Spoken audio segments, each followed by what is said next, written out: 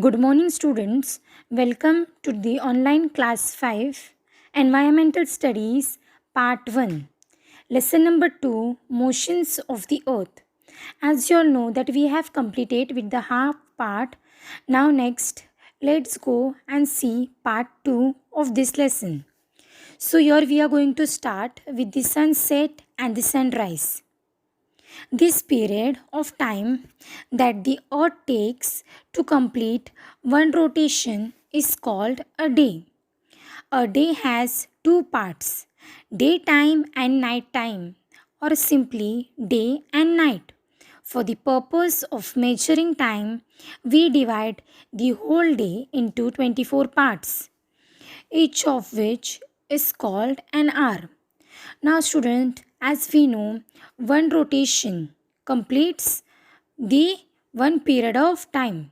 Therefore, it is said that period of time that the earth takes to complete one rotation takes a one day. So, it is called a day. Now, as you all know, in this full day, there are two times. Okay, what are they? Daytime and night time. So, students, I am going to explain you all this sunset and sunrise in a short method. Okay, first we are going to see about the sunset. Sunset occurs in the evening and the sunrise occurs in the morning. Here is the picture given below, right? Sunrise occurs in the morning and the sunset occurs in the evening. Sunrise occurs in the east, sunset occurs in the west. Sunrise in the beginning of the day and the sunset is the end of the day. Sunrise, the sun is in the sky. After sunrise, the sun disappears and it becomes dark. When it becomes dark in the sunset. So this is a short form, you all can understand it better. Now next, year.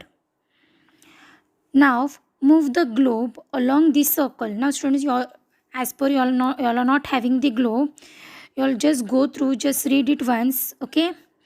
Now move the globe along the circle on the table. As you do this, keep rotating the globe and ensure that the axis does not change its orientation. Eventually, the globe will come back to its original place on the circle. Now students, this is activity, but to do this activity we need a globe. So we will not do this activity. We'll directly come on the point. The period of time the earth takes to complete one revolution around the sun is called 1 year. There are about 365 days and 6 hours in a year. Now students, year. What is meant by year? There are 12 months, right? And there are 365 days in 1 year. So the period of time the earth takes, okay? How many time does the earth takes to the sun to revolve around the sun? It takes 1 year. As I told you that there are 365 days and 6 hours in a year. Now next, a leap year. In the Gregorian calendar, the year is taken to have 365 days. It means that it counts 6 hours less every year. That makes 24 hours or one day in every 4 years. To make up for this lost one day, the month of February in the Gregorian calendar has an extra day every fourth year. That year is called a leap year and it has 366 instead of 365 days, and February has 29 instead of 28 days. Now students, as I told you all that in the year there are 365 days, but if the leap year, this leap year comes after every fourth year, so in this leap year there are 366 days, and in the February there are 29 days instead of 28. Therefore we known as the leap year. This leap year mostly entertains in the Gregorian calendar, that is in February. Okay. Now next, phases of the moon. Now here is also one small activity, students. You all must know this. Okay. First question. What is the name given to the changing shapes of the moon that we see? What is the name given to the changing shape of the moon? The name is phases. Answer is phases is the name given to the changing shape of the moon that we see. Second question. What are the names of the days on which we see a round moon and on which we see no moon at all? Now there are two names given to these two moons, that is when we see a round moon we call it as full moon, and suppose we see no moon we call it as Amavasya. So these are the two questions you all must keep in mind. Now next, the full moon and the new moon. The moon revolves around the earth and the earth revolves around the sun. However, these two orbits intersects. Hence, the sun, the moon and the earth are not always along a straight line. Now, what is this full moon and the new moon? The moon revolves around the earth, right? It revolves around the earth and also revolves around the sun. Now, these two orbits, they intersect each other. Okay, I'll show you the diagram later. So this, hence the sun and the moon and the earth are not always along a straight line because they are intersect each other. We see half of the moon's surface which faces the earth. That is, from the earth we see only one side of the moon.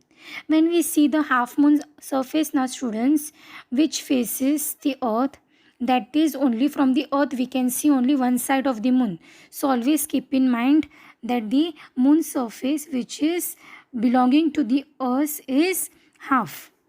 Next, the moon has no lights of its own. We can see the moon because of the sunlight that falls on it.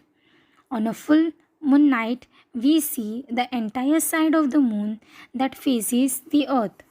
On a new moon night, we cannot see any of it. Okay, so in the simple words, I'll tell you all about the full moon day.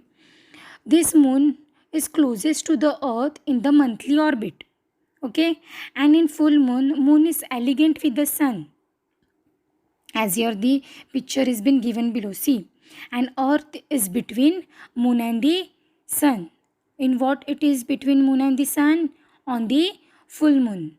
And in the new moon, moon is closest to the earth in the monthly orbit. And in the new moon, moon is elegant with sun and moon is between earth and the sun. So this is the two difference between full moon and the new moon. Now next, lunar month. The lunar month and the day Tithi. You know that it takes 14 or 15 days from new moon to full moon. This is fourth night of the waxing moon. After the full moon, the moon appears smaller and smaller, and after 14 to 15 days, it is new moon again. Now, in this lunar month, there are 14 or 15 days from new moon to the full moon. Okay, if there is a new moon, and after that, after 14 to 15 days, the lunar month started. Okay, so that first night, okay, that fourth night of that new moon after is a lunar month, so that we also called as waxing moon. After the full moon, the moon appear smaller and smaller. Okay, after full moon day, always understand when the moon appears smaller and smaller, you almost get to know that it is a lunar month. Okay, the period of the fourth night of the yawning moon, thus the period from one new moon to the next is of 20 to 30 days. It is called the lunar month. As I explained you all, after 14 to 15 days. Okay, and after the period of the fourth night of the yawning moon, the period of new moon day After that, there are 28 to 30 days. We called it as lunar month. First, suppose 15 to 14, okay? 14 to 15 it is a waxing moon, and after 28 to 30 it is the yawning moon. Both are known as lunar month. But keep in mind, every day of the lunar month is called a tithi. Every day in a lunar month, you all must have heard this word tithi. So when our parents tell us that it is tithi, you all must understand that that month is a lunar month. Now here is also one small activity, okay? Always remember, the rotation of the earth gives rise to day and night. The revolution of the earth and the inclination of its axis give rise to the cycle of the seasons. So this is a small code, students, just keep in mind and go through the lesson what we have studied in this lesson of the motions of the earth. Thank you.